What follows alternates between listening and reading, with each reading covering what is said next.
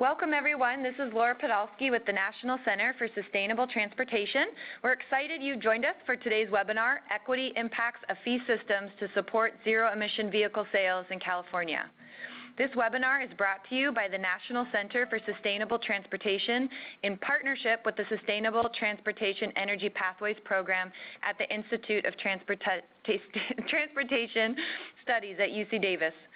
Before we begin, I would like to provide a quick introduction to the National Center for Sustainable Transportation. The National Center is one of 5 national centers designated by U.S. Department of Transportation as a part of their University Transportation Centers program. Our mission is to advance a more sustainable transportation system through cutting-edge research, direct policy engagement, and education of our future leaders.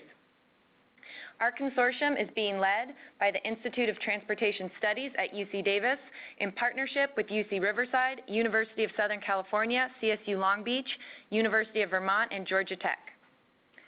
Today's webinar is part of a rollout of a new research from the National Center, authored by Lou Fulton, Gil Tall, and Julie Schiffman, all with the Institute of Transportation Studies at UC Davis. We will be sending a link to that paper in the follow-up email after this webinar. So for today's webinar, we will be spending the first half hearing from one of the report's authors, Lou Fulton, and the second half of the webinar will be dedicated discussion with our special guest respondent, Joshua Cunningham with the California Air Resources Board, and Q&A with all of you. So I hope everyone came with questions. We are particularly interested in hearing from all of you regarding research and our knowledge gaps on this issue and what you feel are important research directions on the topic. Feel free to share those ideas in the chat box that you will see in the lower left hand of your screen.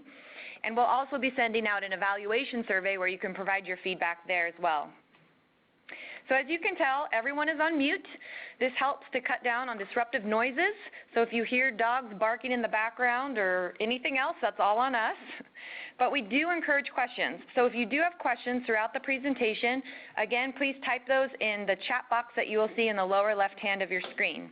You can also use this chat box to let us know if you're running into any technical difficulties, and we'll try our best to help you. Finally, we will be recording this webinar and posting it to our event page for later viewing. We'll send a link to that recording as well as copies of today's presentation and of the paper in our follow-up email after the webinar, so keep a lookout for that. Now, without further ado, I'm pleased to introduce our speaker for today and distinguished guest respondents. Lou Fulton has worked internationally in the field of transportation, energy, and environment analysis and policy development for over 20 years. He is co-director of the STEPS program within the Institute of Transportation Studies at UC Davis, where he helps lead a range of research activities around new vehicle technologies and fuels and how these can gain rapid acceptance in the market. Also in the room with us today, though they are not having a formal presentation role, but they will be here for questions, are 2 of the other report authors, Gil Tall and Julie Schiffman. Gil Tall is a researcher with the Plug-in Hybrid and Electric Vehicle Research Center within the Institute of Transportation Studies at UC Davis. His research focuses on travel behavior and the implementation of travel behavior-related policies. Dr. Tall is leading projects on the future need for electric vehicle infrastructure, the correlation between charging infrastructure, travel behavior, and the demand for electric vehicles, local planning and deployment of electric vehicle infrastructure, and much more. Julie Schiffman is a graduate student in the Transportation Technology and Policy Graduate Program here at UC Davis. We're also delighted to be joined by Joshua Cunningham as our special guest respondent. He serves as the Branch Chief of Sustainable Transportation Technology at the California Air Resources Board. He is in charge of implementing the Advanced Clean Cars regulations, as well as many programs to support the growth of the zero-emission vehicle market, including infrastructure, outreach, and multi-agency planning. So with that, I would like to turn it over to Lou Fulton. Thank you, Laura, and welcome everybody. I'll just start by saying that the reason that I'm presenting at all is just for the sake of not getting messed up with different people trying to share the mic, but also maybe because I speak fast. I think that could be part of it. Anyway, so I will walk through the slides here and describe this study. I think that one of the important things here is to frame the study and get everybody on the same page in terms of why we did this and what we're trying to do with this study and what what the scope of the study is. It's actually a fairly limited scope here. We know that we've got the Clean Vehicle Rebate Project within California that provides rebates for ZEV and TZEV purchases, and include mainly cars, but there's a couple of other kinds that I'll show in a minute. And this costs taxpayers money. It costs the state money. And there's quite a bit of interest in recent days and years on the equity considerations in providing these rebates for ZEVs and TZEVs, meaning battery electric vehicles, fuel cell vehicles, and then TZEVs would include plug-in hybrid electric vehicles primarily. And we thought it would be interesting to look at the revenue-raising side. Where could revenues come from that help pay for this program? And we also wanted to look at this from an equity point of view. What could be revenue-raising systems that take into account various equity concerns? There are a lot of different ways you could raise revenues that help pay for the CVRP. Right now, it's primarily taxpayer funds, cap-and-trade funds, general revenues. We decided to focus on vehicle purchase fees, so we're calling it a fee project. You could consider it a fee-based project, but we're separating the rebates of CVRP from what we cover in this analysis, which is to look at fees at the time when vehicles are purchased. And we are only looking at sales of non-ZEV and non-TZEV vehicles in raising those fees. So we are interested in that social equity question. How could vehicle fees be raised in such a way that the fees are distributed across households within California in an equitable way? We're not going to try to define equitable, but we're just going to look at a few different ways that you could raise these revenues and let the consumer, the reader, decide what seems equitable or not equitable. We are focused primarily on household income distribution, so different income levels for households in looking at this equity question. So we're paying particular attention to patterns across different household income groups. So we are also simplifying things by considering fee structures in the near term, just looking out over the next few years, even though we know the ZEV program goes out to 2025. At the end of my talk, I'll go back to that and provide some very initial thoughts on what the implications of our study are for going out to 2025. But we focused on raising $200 million per year, which is more than has been spent in any year so far within the CVRP, but it's been authorized to that level, and we estimate that a $200 million a year revenue program should be enough to pay for the rebates at least through 2018, possibly longer. Possibly you would have extra revenues in earlier years that you could use in later years. But we didn't get into those questions. We just picked how do you raise $200 million. So we looked at different kinds of possible fee structures across the non-ZEV, non-TZEV vehicles that get sold in California, thinking about CO2 of these vehicles. So we wanted to pin the fee per vehicle on CO2 levels of vehicles, but there are many ways you can do that. And we did it, as I'll show in a minute, in different ways that also took into account some other issues like household income. We did not attempt to analyze shifts in purchase behaviors that could result from either the rebates or the fees in this study. A good detailed fee-based study should look at market responses to fee-bates. As you'll see in terms of the results and the fees per vehicle, we felt that the fees per vehicle are low enough that we can neglect those kinds of market responses at least through 2018. But I think if you go out to 2025, it becomes riskier to ignore market responses.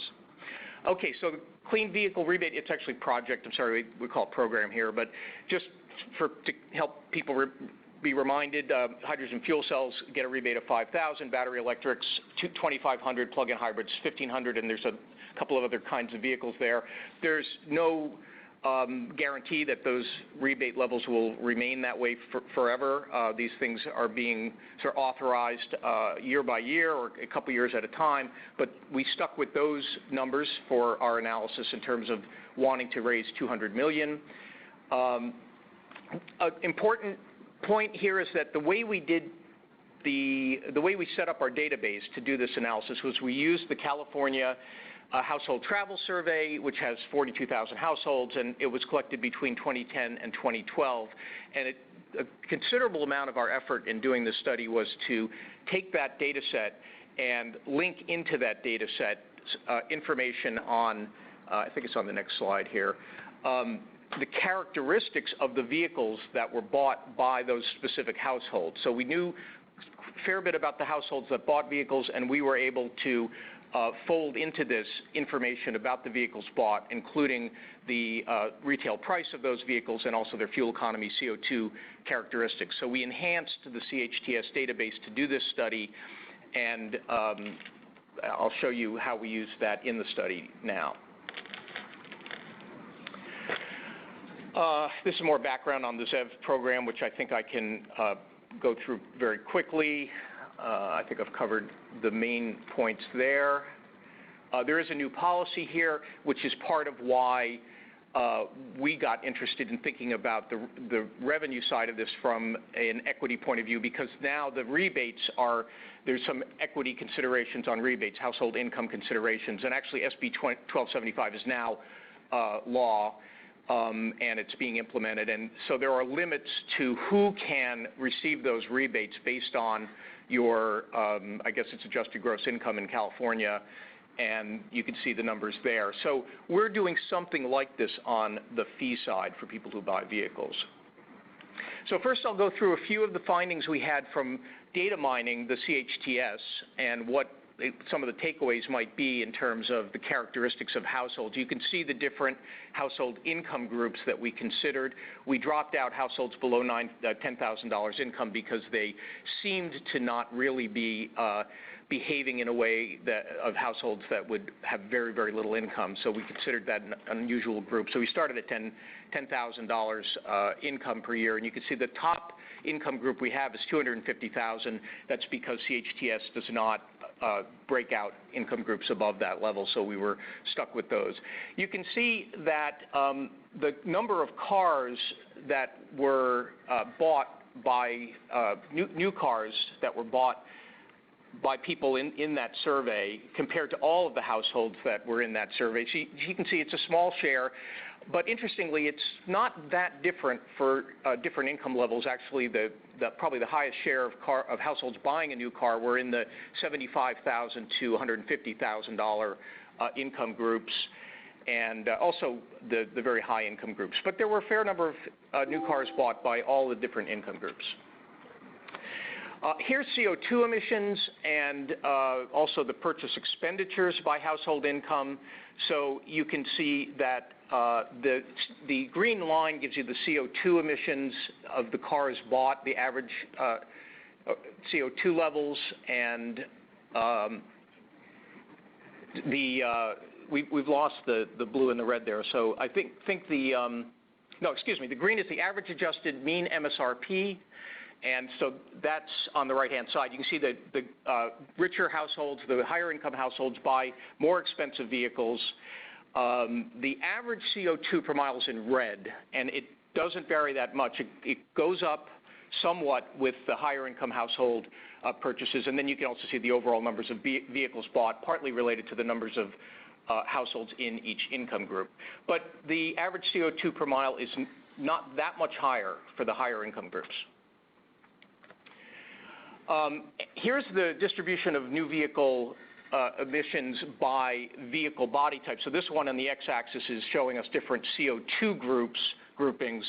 And you can see, first of all, that the vast majority of vehicles sold in California between 2010 and 2012 were between 250 and about 500 grams per mile.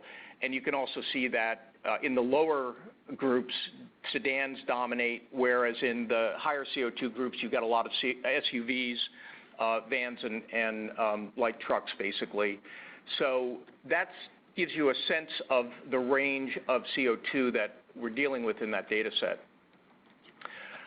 Here is the new purchases by MSRP, and you can see again that the range of the price of vehicles as you get to higher income groups is much more expensive. We're seeing the high-income groups buying quite expensive vehicles, but not always higher CO2 vehicles. And then I think this is there's a couple more of these. The share of new vehicle expenditures as a percentage of household income, which is certainly important. You can see that the lower income households spend a very high share of their income if you base it on the MSRP of vehicles. Of course, people finance their vehicles, and so these expenditures are made over several years. They're not all made in 1 year. But you can see that there is a much higher share of household income spent on new car purchases by the lower income households. So there's an equity point right there. We also looked at other things. We're not showing every single kind of data plot we did, but we're showing some of the more interesting ones, we think. It's interesting to see that while we know there are slightly higher CO2 levels of the cars bought by the higher income groups, there's also higher shares of hybrids and other low CO2 cars. So in a minute, I'll show you that the high-income households buy more of both hybrid vehicles and relatively low CO2 vehicles. There's the vehicles emitting 400 grams per mile and vehicles emitting less than 200 grams per mile. There's obviously a clear increase on the high CO2 vehicles, but there's also a slight increase in the purchase of low CO2 vehicles by high-income households.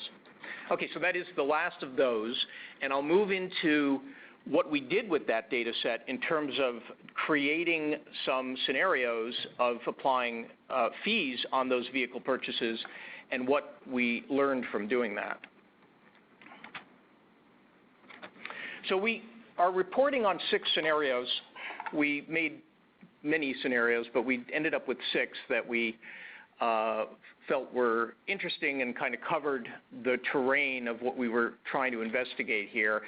And the scenarios are broken out by the way we apply the fees to different vehicles in terms of CO2 emissions of those vehicles, as well as, in some cases, the income of the household and, in some cases, the MSRP, the retail price of the vehicle. So, for example, in scenario 1, all households would pay a fee if they buy a vehicle, and there's no income or MSRP restrictions or variables brought into that. In scenario 2, we limit the fees to vehicles that have more than 250 grams per kilometer. So if a household bought a vehicle with lower than 250 grams per kilometer, they would be exempt. In scenario 3, we did not do that, but we did exempt households with an income below $75,000.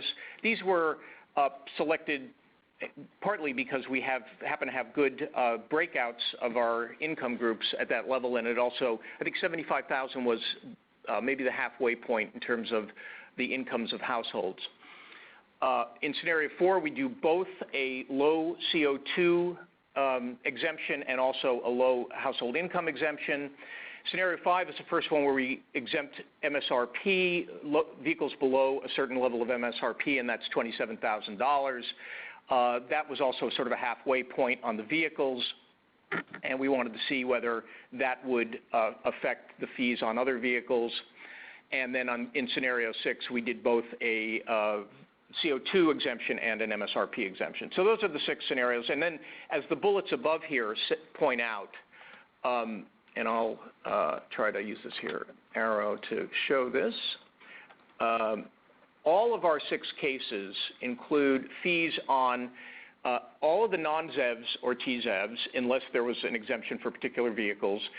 I mentioned that we were making sure each scenario raises $200 million. So when you add up all the fees on vehicles, it has to give you $200 million, given how many vehicles were sold. And we also set a minimum fee of $120. We actually used a $100 intercept if a vehicle had 0 CO2. We just figured below $100 was more of a nuisance than anything else. So we set a minimum vehicle fee. If the vehicle received any fee, it turned out that the lowest CO2 vehicle would get $120 in one of the scenarios.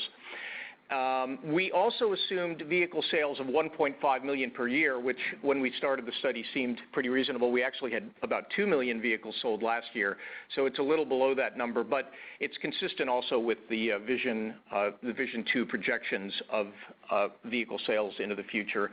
So it could be that we're underestimating sales and the revenues needed to some degree.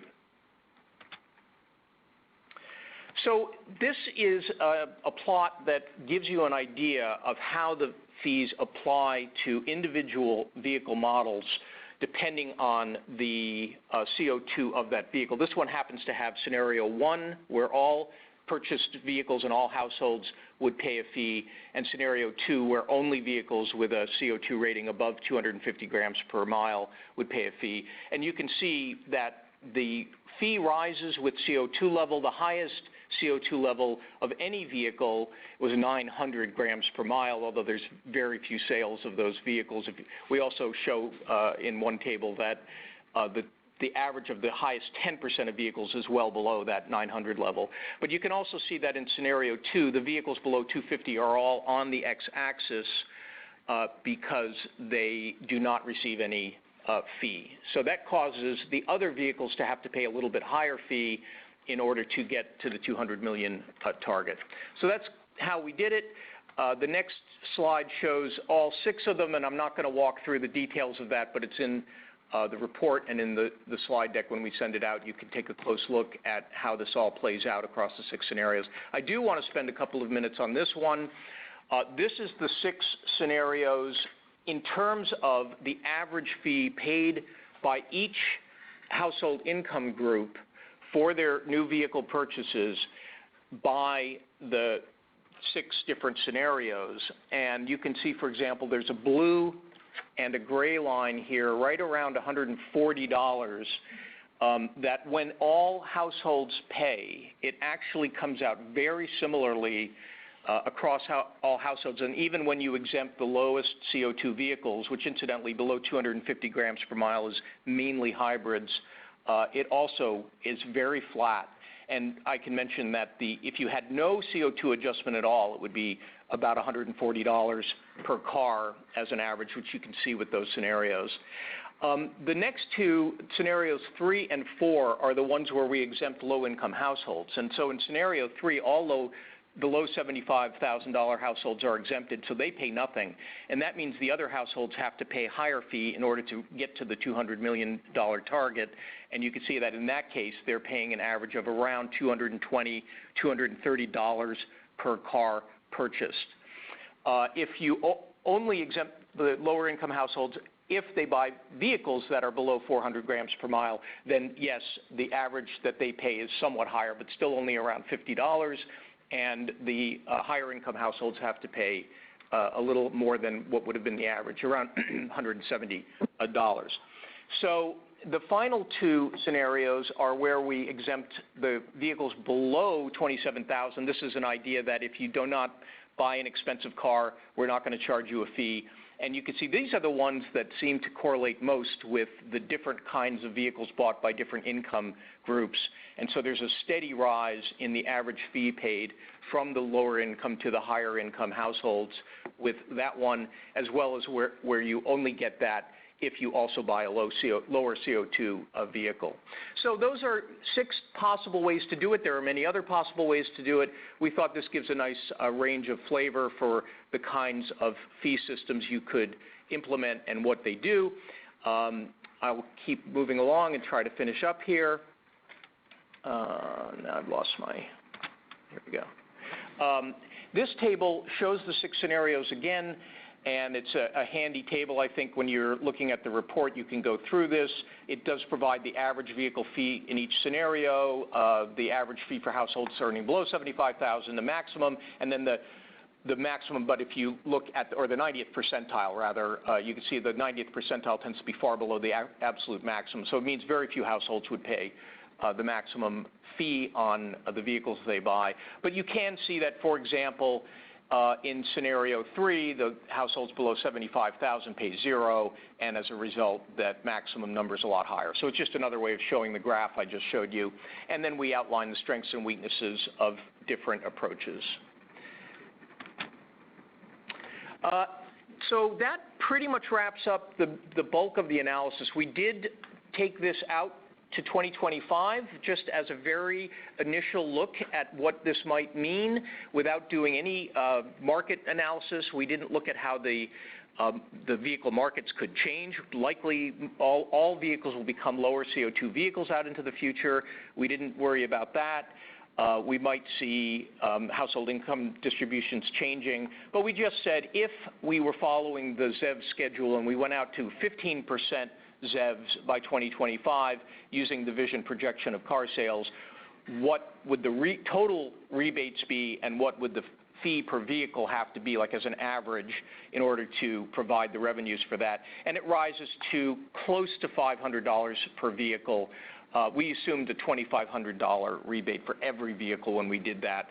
So there's lots of reasons why things could play out very differently from this, but maybe as an order of magnitude, it's telling us that this kind of a program could be run out to 2025 in the range of $500 per vehicle, or at least maybe below $1,000 a vehicle. It seems like a reasonable kind of estimate. I am going to go through very quickly the key findings, which are several slides. I'm going to skip some of them because I've said them already, and just try to finish up here. Clearly, for those households buying new cars, both the expenditure level per car and the average CO2 emissions per car increase substantially from lower to higher income households.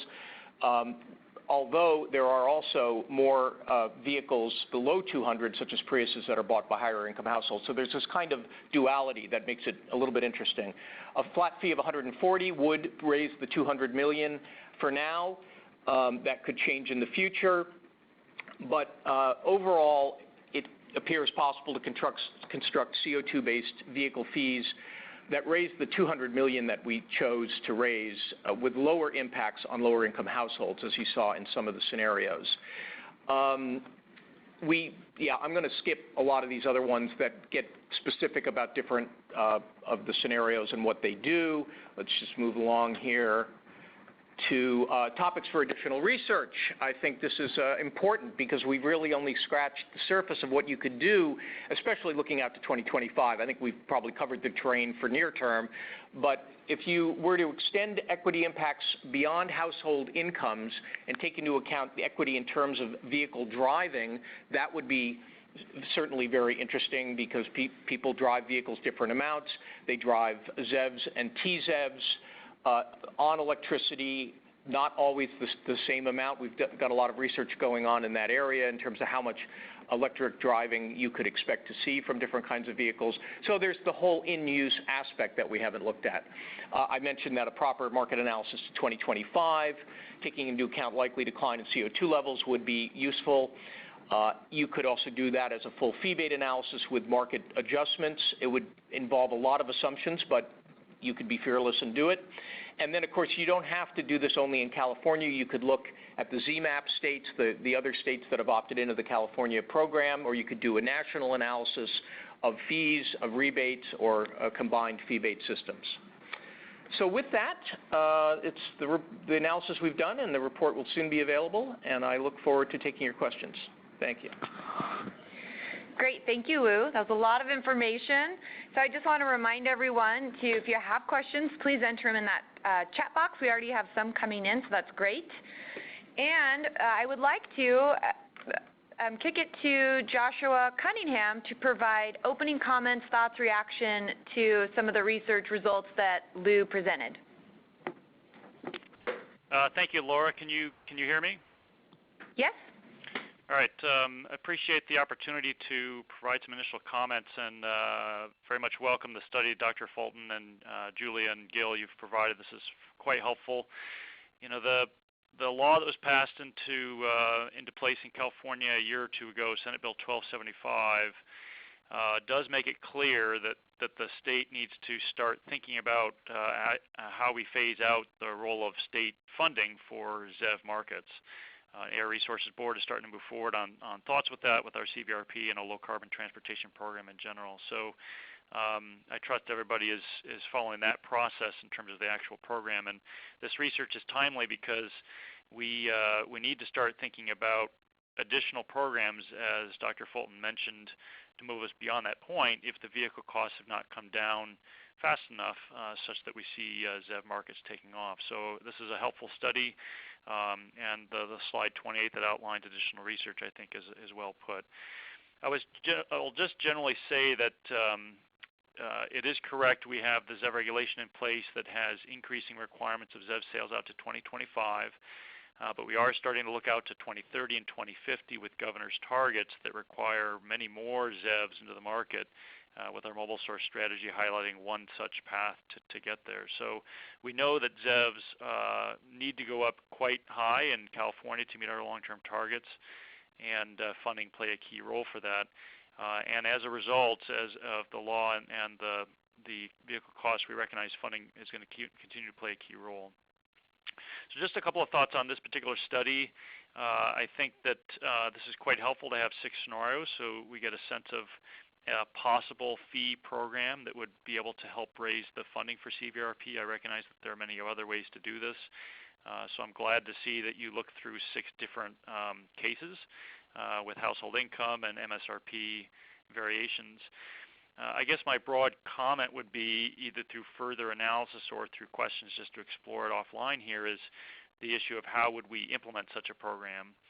We would, of course, have to think through issues such as how would the fee change over time. You've highlighted as the ZEV sales go up, the average fee for the non-ZEV would have to go up as well. And so we would have to understand how such a program would be implemented and what is the regular cycle and flexibility built into the rules to reevaluate what the fee level is. There are interesting factors that would have to be playing into that, such as the changing reference carbon emissions of the fleet will be going down because of our GHG fleet standards. So the gram CO2 per mile of the average hybrid will be declining and the average conventional car, so that's an interesting variable there. And the battery and fuel cell costs are coming down on technologies, and so the incremental price of the vehicle hopefully will be converging with conventional cars, and the need for the incentive level may change over time. So there are varying factors that I can see would have to be played into how you'd implement such a program like this. So we're excited to see this research and would love to hear others' thoughts on implementation ideas and other type fee programs. So thank you again, and I look forward to being part of this conversation. I think Laura wanted me to throw out one question to start with, and I had teed up on my notes here something that you put into slide 24 already, which is the question of, as the non-ZEV portion of the fleet declines, as ZEV sales go up, you have a diminishing amount of the fleet that can carry the fee. And so I'm quite eager to see how that grows as the fee changes as well. And you're showing in slide 24, in your one case, the average car would then need to carry $440 over time. So I'm curious on how that would be implemented and your thoughts on how that might change as the sales change, et cetera. So I'll stop there. Thank you. Okay, thank you, Joshua.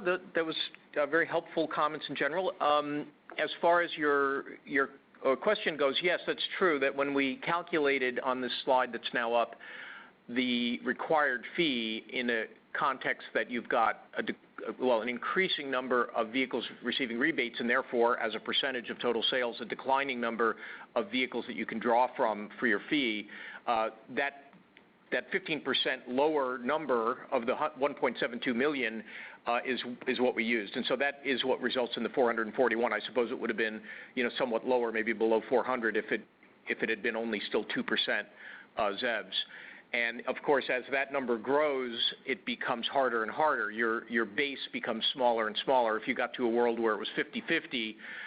Now only half the vehicles are receiving a fee, so the fee would be basically twice what it would have been if almost all the vehicles had a fee. So yes, you have to take that into account. Great, thank you. So we are going to go to some questions now that are coming in from participants. And again, Julie, Gil, and Lou were all in the room together, so this question I think is to one of you, if you do know the answer, is what % of the new car buyers distribution were below 10,000 income? And I believe they were mentioning slides 12 and 13. So below income, it was 3% of the new car buyers, a little bit higher on our survey. We believe that below 10,000, it's more a report error or a very big difference between income and actually available household funding. So it's not a representative number. In general, we are using the 2012 survey, and the number of new car buyers in California grows since then. This is data kind of the end of the low term, the recession, and 2015 new car buyers.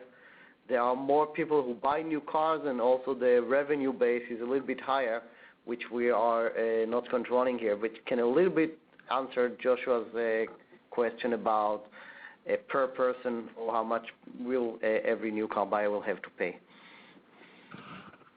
Great. Anything to add to that, Julie or Lou? No, that's good. I was actually just going to jump ahead. Another, I think, easy question was on the $200 million. That is an annual number that we chose to just make sure we were not on the low side. We felt $200 million was going to be enough to pay for the program for at least a few years. Can we repeat the question just so The question was, is $200 million a annual amount or like over the entire life of the program or something? It's an annual amount. Okay, great. Skipping to the easy ones, Louis. Yeah. So we have another question on the new car buyer slide. I believe it's this one that's up in front of us. Is that right? Do you have the same slide but in proportion of surveyed households that purchased vehicles instead of raw numbers? We have it. I don't know if it's in our backup slides right now. No, I'm afraid we don't have it handy, but we can make it available. There. Right. Okay, so we'll try to make that available. I don't know if we have any comments, though, about that as a percentage, if we can remember offhand, but I guess we better not comment on that, but we'll certainly make that slide available. Great, and whoever answered that question, we do have your name, and we can always follow up, too, and send a response via email. But as we mentioned, we'll try to include that slide in the final PowerPoint that goes out to everyone. So our next question, I believe this was for slide 24, I want to say. Shouldn't this table include ZEV and TZEV required? That's a fair point. The TZEVs could, in theory, add another, I guess, 7%. But with the credit system, it was unclear to us exactly how high this would go, and we ended up concluding that sticking with 15% and assuming it's all ZEVs was kind of a safe assumption. But yes, you could do this where you added in TZEVs with, at some level with lower rebates per vehicle, and you could see how that affects the totals. Okay, great. We have a lot of questions coming in. This is great. So our next question is, let me start this one over. This analysis doesn't seem to account for increased CVRP amounts. That's the Clean Vehicle Rebate Program amounts for low and moderate income households. Does that matter? It probably matter, but we did not include it for the total amount. No, that's a fair comment here that we accounted for. Yeah, and this is part of why when we chose the $200 million number, we just wanted to go on the high side compared to the actual demands in the system in case there are other things that could increase the levels of rebates like that. Okay, great.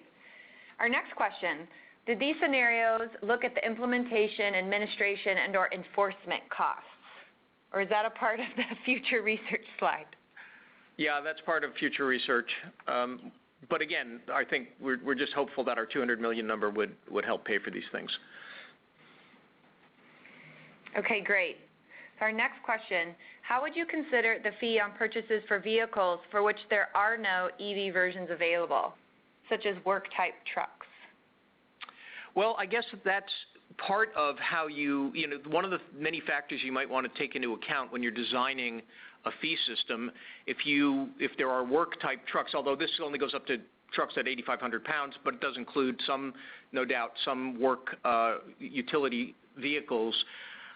You could adjust the fee for those vehicles, but in general, we just wanted to see what happened as the CO2 level of the vehicle increased. Add proportionately higher fees to those vehicles. So certainly, some of those bigger trucks are within the light-duty category are going to be receiving higher fees. Okay, great. Our next question, did you consider including used vehicle purchases in the analysis and potential fee program? We considered it. We could have. It would have made it a more complicated analysis, but that's another thing you could do. You could do a fee that is, let's say, an annual registration fee, and would mean the amounts you pay every year for the car you own would cover all cars, not just new cars. It would also mean they're distributed across a number of years of owning a vehicle, so they'd be lower than the purchase fees that we have here. So that would be another type of fee approach that you could use. We did not look at that. All right, great. So here's our next question. And again, keep the questions coming in. This is great. We've had a lot of questions submitted. So how can we make the non-ZEV driver community, so people who going forward are more inclined to purchase a non-ZEV, how can we make this community more receptive to this rebate program, or fee program as we like to call it? Mm-hmm. In other words, what tangible and direct benefits can non-ZEV users obtain through this program?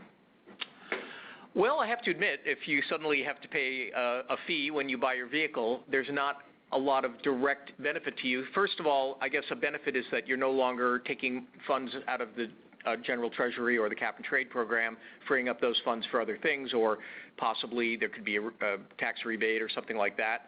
So that could be a direct benefit. You're also helping to contribute to the transition to more sustainable vehicles within California. So I would assume there'd be a lot of political support from that point of view. And you're also designing this with income equity in mind. So presumably there'd be support from that point of view. And even though we did not analyze the behavioral change, you have the opportunity to reduce your fee by selecting a vehicle with lower gram per mile or with better gas mileage within the same vehicle that you choose, or a different vehicle. So in the future, you have the option to reduce or not pay the fee. Okay, great. And so we had a question earlier talking about if the analysis took into account the CVRP amounts for low and moderate income households, and we've had one of our participants chime in with some additional information that I'd like to share. So as of March 29th, the CVRP began offering an additional $1,500 to consumers and households with incomes less than 300% of the federal poverty level. So just some additional information provided by one of our participants. So thank you for that. All right, we have one more question that's come in. So if you do have questions or would like to have any follow-up on questions that you've already posed, please do that now. So our next question is, are you recommending a market penetration rate of ZEVs at which the fee would sunset? So and then this as a follow-up, since the fees would double at 50%. Well, we're assuming that the fees remain on average $2,500 per vehicle. We are not recommending any sunset. We're not taking a position on that whole thing. Obviously, if you sunset these before 2025, then this becomes irrelevant. Or if you take them out longer than 2025, you'd have to keep calculating fees in that kind of a world. So we just picked one example, and we're agnostic to the levels of fees into the future. Obviously, part of it is a decision about what levels of fees are needed to help the market move toward the California targets. Yeah, I think that this is a classic, more research is needed, because it's very important how to phase it out without creating a bump kind of in the growth. All right. So we do have another question, and I'm not sure if you mentioned this in your presentation. It's a good question. So the question is, do you realize that 2025's projected light-duty vehicle sales of 1.72 million has already been exceeded in 2015? Yes, we've been talking about this exact thing over the weekend, and we chose to stick with the projections from the Vision 2 model. One point would be that 2015 was like a record sales, so it's hard to say whether it'll stay that high. But indeed, if it turns out that these projected levels of sales are too low, then you just have to scale up all of our numbers appropriately. It could well be that these projections are too low for sales every year. If you have more vehicles sold, it means more vehicles that need a rebate. It also means more vehicles that you can charge a fee to. So it doesn't automatically mean that the fee per vehicle would be higher than we have here.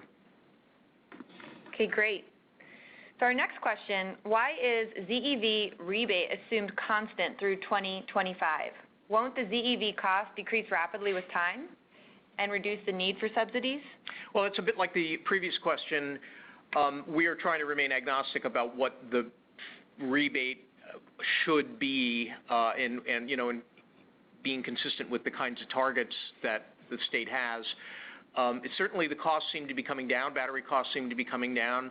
On the other hand, we're somewhere around 3%, 2.5% to 3% market shares right now. So if you're hoping for those market shares to increase, it might be that you don't want to reduce those rebates into the future. You want to get more people interested in buying. Great. So we have another question that's come in. So might combining this analysis with the transition cost analysis inform the phase out? And I'm not sure what the transition cost analysis is, but maybe. Well, I see who the question's from. It's from Brett Williams. It's a good question, and he was at our symposium last week where we presented a broader transition cost analysis looking at moving toward fairly high levels of ZEV sales in California over the next 20 years, actually goes up to 2035. And yes, you could certainly extend what we've done here out to 2035. In fact, we've done a version of that for that study, but we kind of kept them separate for now. But in that study, we will eventually publish sort of a version of this thing going out to 2035 with a bigger transition picture. Great, thank you. So that is, we don't have any other questions in the queue. So again, if you do have a question, please enter that in the chat box. And I was curious to see if Joshua Cunningham, I believe you're still, yes, you're still unmuted, if you had any thoughts or reaction to some of the questions coming in. I think my general thoughts are related to the last few questions that Dr. Fulton already addressed, that, yeah, we do expect cost to decline for the technology, and as the costs become, converging on conventional car costs, then that would probably be the best signal for sunsetting this kind of a policy. But I think it's good that the UC Davis study was agnostic on that factor, because you're trying to highlight just the role of this kind of policy and the role that it can play, and not get at a prediction of when this kind of thing would occur. So it's more on the methodology and the structure of the policy in theory. So, but yeah, we do expect those trends to be occurring. That's why we want our many different policies of the state to be focusing on getting costs down and getting the markets to take off on their own. Great, thank you, Joshua. Another question has come in. Did you consider taking a footprint-based parameter for the CO2 threshold? I think we probably did not consider it. Well, yeah, we were considering more utility-based, as one question before asked about trucks and vehicles like that. If a low-income household will need to pay a high fee for a vehicle that is being used for other purposes than the household personal use, but not the footprint, because we were just trying to tie it to GHGs as is. You certainly could do that. But yeah, like Gil says, we were in this study focusing more on trying to identify different types of structures that had different sorts of distributional impacts across a household income group. And so we weren't trying to explore all the different ways you could apply them to different vehicle attributes. Great. We have another question that's come in, and this one is more of looking at other programs that might be out there. So are there other fee programs that could be considered to enhance infrastructure deployment and addressing other barriers related to EV adoption? Sure. You could, we mentioned a few of them. You could have travel-based fees. You could have road user fees. You could have fees related to annual registrations. Of course, you could do fees that or fuel-related, like CO2 taxes on fuel. And then, of course, you could do various fees that are not directly related to the vehicles or the way they're used or the fuel they use, which is kind of what the situation is now, where if you use cap-and-trade funds, it's a rather indirect link to the kinds of vehicles that we're talking about here. But there's lots of different ways you could do this, and we were looking really just at one area. Great. Thank you so much. So we don't have any other questions coming in, so I'd be curious to hear some, closing comments or last words from Lou, Gil, Julie, even if you want to chime in, and Joshua. So why don't we start with Lou? Okay. I think there's been great feedback here, and we certainly could extend this analysis to cover some of the other ideas that have been mentioned here. I think if we did that, we would want to build out this study and make it more of a forward-looking study out to 2025. And that is a much bigger kind of effort to do. You really want to build a fairly detailed consumer behavior model and market model. And there are models like that, and we've been involved in some of that work, but we just weren't going to do that here. We decided to keep it focused. But at some point, maybe we or others might want to do that deeper dive looking out into the future. Great. Gil? Gil is putting his hand up that he does not have any last words. No, I think that Lou covered it all. Thank you. So Lou covered it all. Great. And then, Joshua, do you have any just closing comments or thoughts on this study and maybe what you're thinking about as far as the future of looking for sustainable sources of funding for CVRP? Sure, thank you. Yeah, just a couple of closing thoughts. I want to reiterate that this research is helpful and it's relatively timely. The Senate Bill 1275 requires us to start thinking about more sustainable ZEV markets up through and possibly even a little bit earlier than 2025. And so we are wanting to explore options here for new ways to support the market. And so having researched now such that we could consider possible program changes in the next few years such that we're influencing things in the next 8 to 10 years of 2025 is really important. So I would just encourage Dr. Fulton and the team to continue looking at varying options for different fees and incentive programs, and we look forward to kind of participating in that. To the last question that was raised about all other fees on infrastructure, I'll just mention that there are already a number of programs within the state to raise money specifically for infrastructure. We have Assembly Bill 8 and Assembly Bill 118 that was authorized before that to raise fees specifically to help pay for, to a certain extent, vehicle incentives, but also infrastructure from the Energy Commission. And then most recently, Senate Bill 350 that was passed in the fall is going to allow utilities to invest in infrastructure, which would then be carried through in rates for electricity users. So there are various mechanisms we're doing, all of which we need to really explore. So those are my final thoughts. Thank you so much. So I'd like to do a big round of applause for our speakers and guest respondents. Really appreciate our speaker, and again, Joshua, for joining us this morning. Thank you all for tuning in.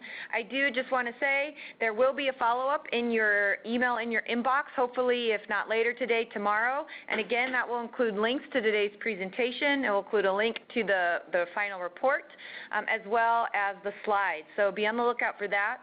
And there will also be an evaluation survey in that email. So please just take a couple minutes to fill that out, provide us some feedback on how you think the webinar went today, and let us know if you have any additional comments or ideas for future directions of research in this area. We'd really appreciate that. And so we are ending a little bit early today, so everyone gets an extra 5 minutes back to their day. So thank you again, and we really appreciate it, and hope you can tune in on future webinars from the National Center for Sustainable Transportation. Thank you so much. Thank you, Laura.